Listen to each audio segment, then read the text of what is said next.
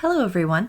Today we'll be discussing the infamous Lizzie Borden house, the site of one of the most well-known true crime cases of the 19th century. This Greek revival was built in 1845.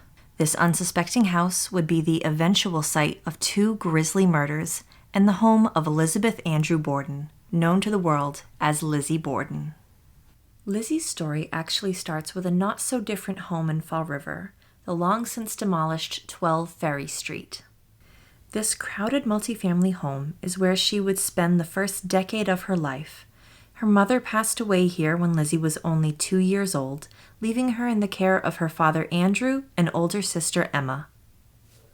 Andrew eventually remarried to a woman named Abigail Durfee Gray and moved the family to the house once located at 92 2nd Street. Just like their previous residence, the house was designed as a two-family home, but the Bordens ended up remodeling and changing the floor plan to use the whole house as a single-family dwelling. This was a modest home in a neighborhood that was mixed with commercial businesses and working-class families. There have been several different address changes to the property over the years as the city has grown.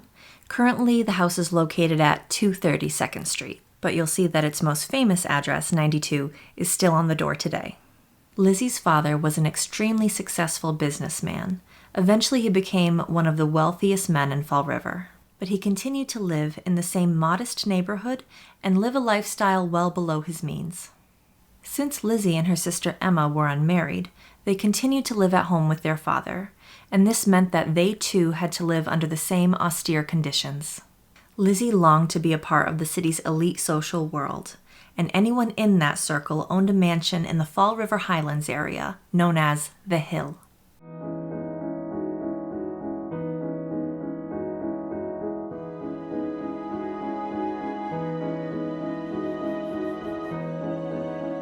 The relationship was strained between the Borden daughters and their stepmother Abby. Lizzie strongly disliked her and would refer to her as Mrs. Borden instead of mother. Resentment grew much stronger after Andrew bought shares in a property and gave them to Abby's half-sister, who was struggling at the time. This unhappy household eventually had its darkest day on August 4th, 1892. Between 9 and 10:30 a.m., Abby was upstairs making the bed in the guest bedroom because Lizzie and Emma's uncle John Morse had stayed there the night before. While she was making the bed, a still unknown murderer delivered at least 18 blows to the back and side of her head with what was believed to be a hatchet.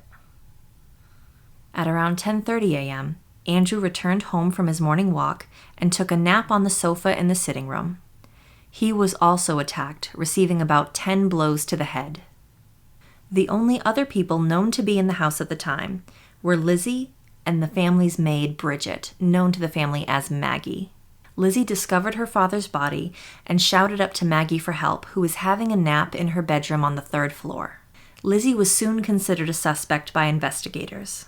We later find out from the testimony of Lizzie's friend Alice Russell that 3 days after the murders took place, Lizzie burned a light blue dress in their stove that she claimed to have been ruined from brushing past wet paint when the house had been repainted that spring.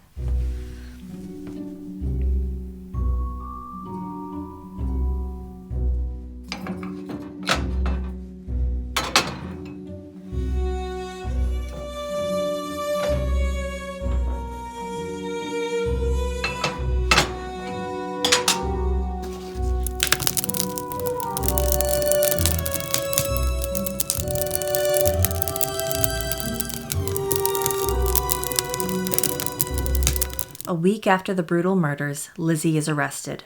By June the following year, she had a 15-day trial.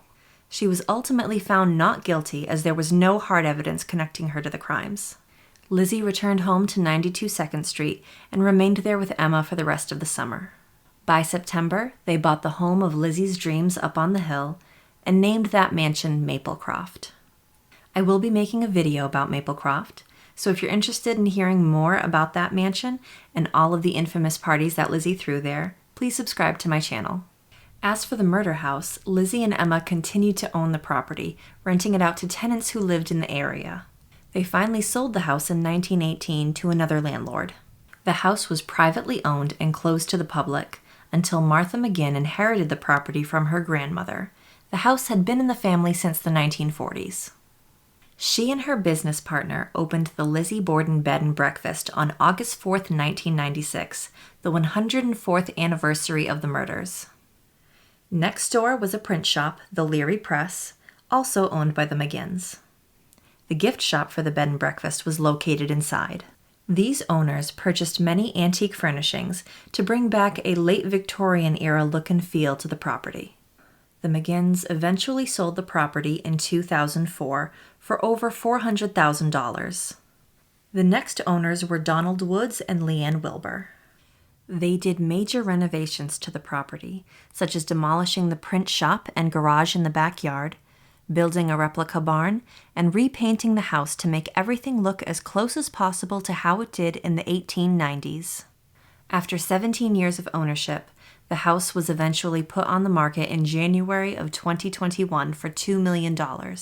It quickly went under agreement and sold in May to Lance Zal, the owner of U.S. Ghost Adventures, for close to the asking price. The sale and new management of the house have been controversial topics. Many of the hardcore Lizzie history buffs are unhappy with the extreme focus now being put on the paranormal as opposed to the very serious historical significance of the house. The not original but era-appropriate stove is being removed and replaced with a modern one. Even though this is a very practical replacement, visitors to the house will no longer get to see the kind of stove that Lizzie used to burn her dress. Another controversial change is that the new owner plans to have axe-throwing games in the back parking lot. Some people believe this to be in poor taste, considering that 2 very real people lost their lives here.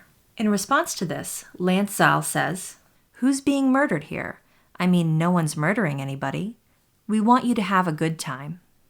Despite any disagreements about the new management, the 2nd Street property is still open to the public, so you can walk through the same rooms where the Bordens lived over 100 years ago. This video offers just a fraction of the information there is about Lizzie Borden. If you're interested in learning more about the case and about her life, there are so many great books and websites out there. If you do ever have the opportunity to visit Fall River, I highly recommend taking a trip to the Fall River Historical Society. They have an incredible Lizzie Borden collection with actual pieces of evidence from the case on display. Thank you so much for watching. I would love to hear your thoughts in the comments. Have you ever visited the house? What was that like for you? Did you experience anything paranormal? Until next time, everyone, I'm Erin Sylvia, the Surrealtor. Have a great night.